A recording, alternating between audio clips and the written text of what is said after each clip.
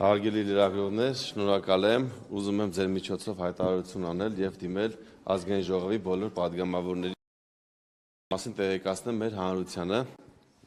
Ուրեմն ունենք նման խնդիր, ունենք ազգությամբ եզդի Հայաստանի Հանրապետության քաղաքացի տղա, ով 27 տարին լռանալուց հետո 2025 թվականին վերադարձել է Հայաստան, որպեսզի վճարի 8 միլիոն դրամ եւ ծառայի 1 ամիս, այսպիսով կատարի իր պարտավորությունը, բաց թողած ծառայությունը լրացնի ծառայելով, սակայն օրենքը նրան թույլ չի տվել անցնել պարտադիր զինվորական ծառայություն, որտեղ 2025 թվականին դեռևս այդ պահին գործող օրենքով սահմանվում էր, որ օրենքից կարող են օգտվել այն անձինք, ում 27 տարին լրացել է օրենքի ընդունման պահին, այսինքն 24 թվականին։ Դրանից հետո մենք 2026 թվականի հունվարին փոխել ենք եւ այդ կարգավորումը հանել ենք, ով երբ դառնա 27 տարեկան, կարող է վերադառնալ, ծառայել եւ կամ վճարելով ազատվել քրեական պատասխանատվությունից։ Սակայն այս տղան 2025 թվականի դեկտեմբերից գտնվում է կալանքի մեջ անազատության մեջ եւ իր պատիժն է կրում արդեն 7 ամիս ժամկետով։ Հիմա այլ տղաներ, ովքեր խուսափել են պարտադիր զինվորական ծառայությունից, իր նույն տարիքում գտնվող հնարավորություն ունեն վերադառնալ, վճարել կամ ծառայելով մարել իրենց պարտքը եւ չդատապարտվել, բայց այս տղան եւ նրա նման եւս 16 տղաներ չեն ունեցել հնարավորություն ծառայությունով մարելու իրենց պարտավորությունը եւ այսօր գտնվում են կալանքի մեջ անազատության վայրում։ Ես սրա մասով նաեւ տվյալ քաղաքացու եղբայրը դիմել է վարչապետին քարոզարշավի ժամանակ, ես կազմել եմ օրենքի նախագիծ, ըստ որի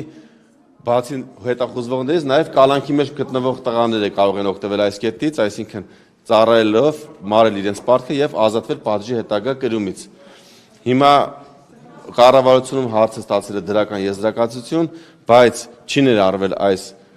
արտահերթ նիստերի օրակարգում Անդրանիկ Քոչարյանի դեմ կարծիք ունենալով պայմանավորված։ Ես սրա մասով, սրա համար ես հիմա խնդրում եմ ազգային ժողովի падգամավորներին ստորագրել, ես հիմա ստորագրելու համար անհրաժեշտ փաստաթղթերը հավաքել եմ եւ ստորագրահավաք եմ անում, խնդրում եմ իմ գործընկեր падգամավորներին միանալ, որպեսզի մենք կարողանանք արտահերթ նիստ անել այս հարցը քննարկելու համար մեր մյուս արտահերթ նիստը ավարտվելուց հետո, այսինքն վաղը մենք ունենք արտահերթ նիստ, դրա ավարտվելուց հետո եւս մեկ նիստ գումարենք եւ այս հարցը լուծենք։ Սա հնարավորություն կտա մեր տղաներին, ովքեր 16 տղաներին, ովքեր այսօր գտնվում են անազատության մեջ,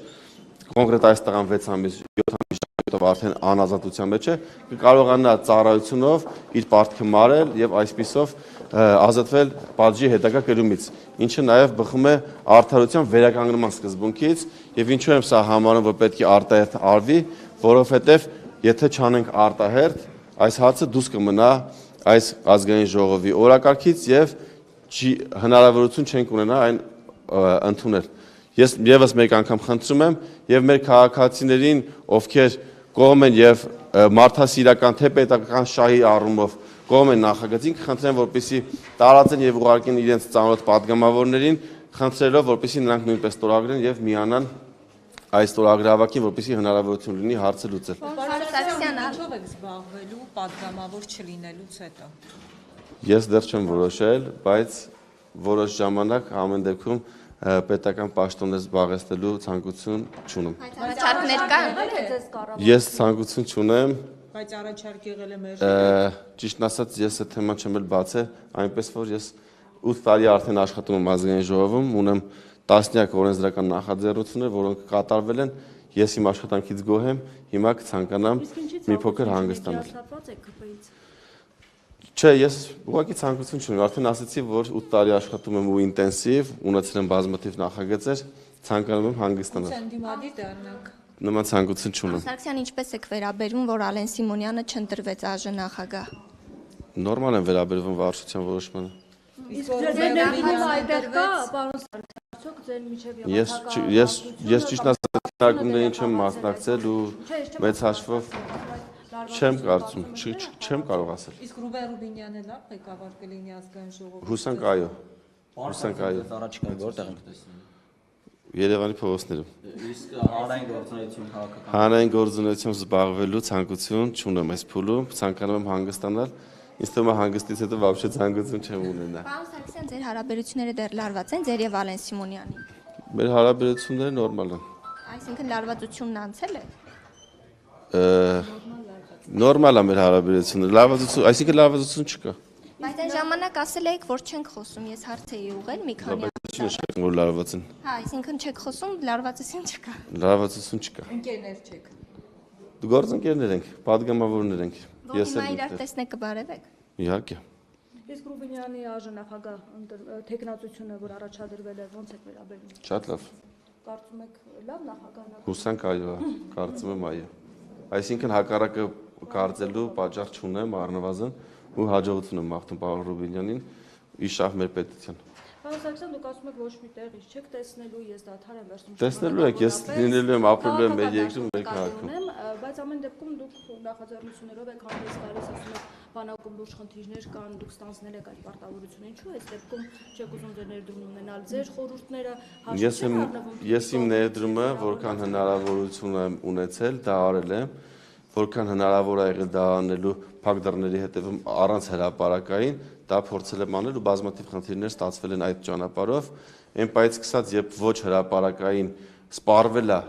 արդյունքի հասնելու ճանապարհներն ու միջոցները, սկսելով դրա մասին բարձրաձայնել, որպեսզի գոնե դրանից հետո մեր գործընկերները իրար գան ու որևէ գործ անեն մեր ժողովրդի համար։ Եղել է հարցեր, որ լուծվել է հրապարակելուց հետո, եղել են հարցեր, որ ցավոք մինչև այս պահ չեն լուծվել։ Ձեր առաջարկությունները, որոնք պարբերաբար ներկայացնում եք նաև լուսավորիչների տեսքով, արձագանքներ կան այս առումով։ Օրինակ կազինոների ինքնարգելափակման միջոցի օրենքը գիտեք ընդունվել է, մոտորերս այն արդեն կգործի,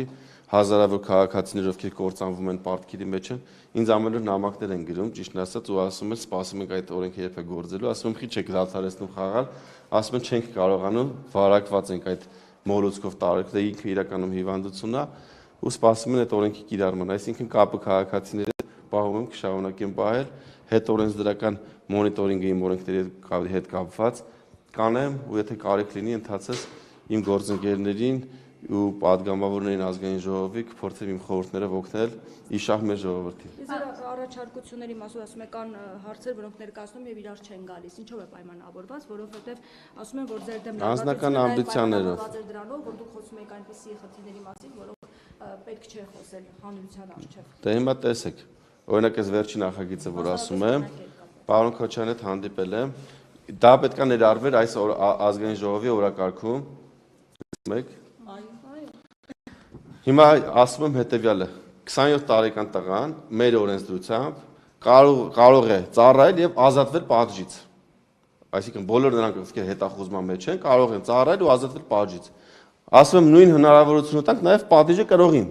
Այսինքն նույն հոդվածով, եթե հետախուզվողը փախած է կոպիտ ասած այն մարդով Հայաստանից դուրս է գտնվում տարիներով, կարող է օգտվել այս հնարավորությունից, բայց այն անձը, ով կամավոր եկել ներկայացել է, հիմա գտնվում է անազատության մեջ, չի կարող օգտվել։ Այսինքն տանք նրան ծառայելու հնարավորություն, համինքը կշահի, դեռ պետքա տարօրկես նստի, չի նստի, պետությունը ամեն ամիս իր վրա 300,000 դրամ սննդի գումար է ծախսում եւ այլ ծախսեր անում, այդ ծախսերը չի անի, մի բան է պետությունը օգուտ կստանա, այսինքն կստանա հավելյալ զինծառայող, հետագայում հավելյալ պահեստազորայինում կկանչի 25-օրյա հավաքների եւ ֆինանսական մուտքեր, այսինքն կվճարես քաղաքացին։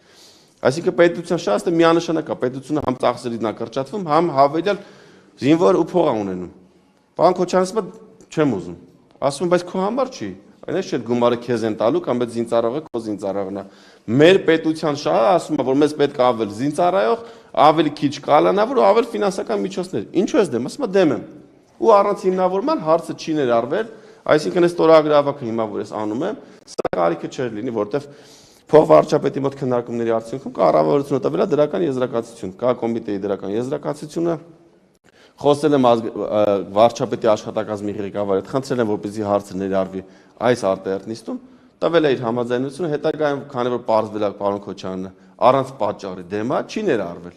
Հիմա ես դրա համար խնդրում եմ, այսինքն լրացուցիչ աշխատանք եմ անում, լրացուցիչ ստորագրահավաք եմ հիմա անում, մեր падգամավորներն լրացուցիչ պիտի էլի գան արտահերթ նիստի, մի անձի քմաճուկի պատճառով, ով պետական շահը դրել է մի կողմ, սեփական ամբիցիայով ասել է, որ ես դեմ եմ։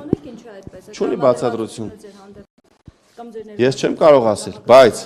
էսի ես իրանել եմ ասում։ Հիմա մեր ժողովրդին, էս ինչ չի պետք է օրենքը։ 16 տղա կա, ովքեր բանակից ծառայությունից խուսափելու համար վերադարձել են, չի տրվել նրանց հնարավորություն ծառայությունով մարելու իրենց պարտքը։ Հիմա ես ուզում եմ տանք։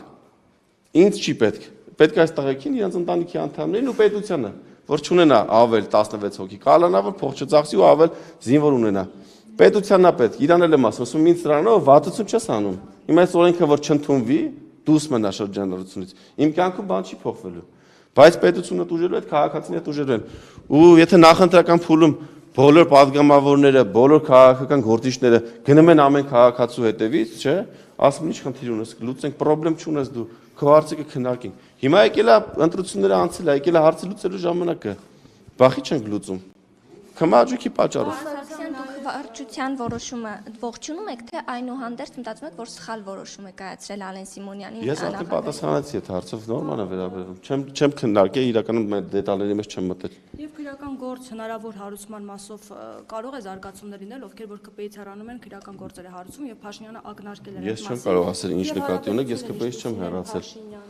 Նորմալ։ Շփվել եք եւ հեռանալուց հետո։ Ես չեմ հեռացել։ Մտադրություն ունեք։ Մտադրություն չունեմ։ Իմ հարաբերությունները բոլորի հետ շատ լավ են, նորմալ են։ Կան մարդիկ, ում հետ հարաբերություն ուղղակի չկա, նորմալ լավ հարաբերությունների մեջ են։ Երբ եք վերջին անգամ նրա հետ Չեմ հիշում։ Իսկ ում հետ հարաբերություններ չկան։ Բոլորի հետ լավ են իմ հարաբերությունները։ Նորմալ է եւ կան մարդիկ, ում հետ հարաբերություններ չկան։ Դե օրինակ կա ինչ-որ փուլ, որ ինչ-որ մարդկանց հետ չեմ շփվում, բայց նորմալ է։ Թշնամիներ չունեմ։ անդամների մեջ է խնդիրը։ Խնդիրներ չկան։ Չեք ընդրվել կամ չեք անցել։ Դե վարչության որոշումն է դա եղել, դրա մասին ազգացած խոսած։ Հասկանալի է, բայց Պարոն Սարգսյան, Նորմալ են իմ հարաբերությունները բոլորի հետ այս լավ են։ փուլում ում հետ է լարված այդ որ ասել։ Չկա լարված հարաբերություն։ Պարոն Սարգսյան, իսկ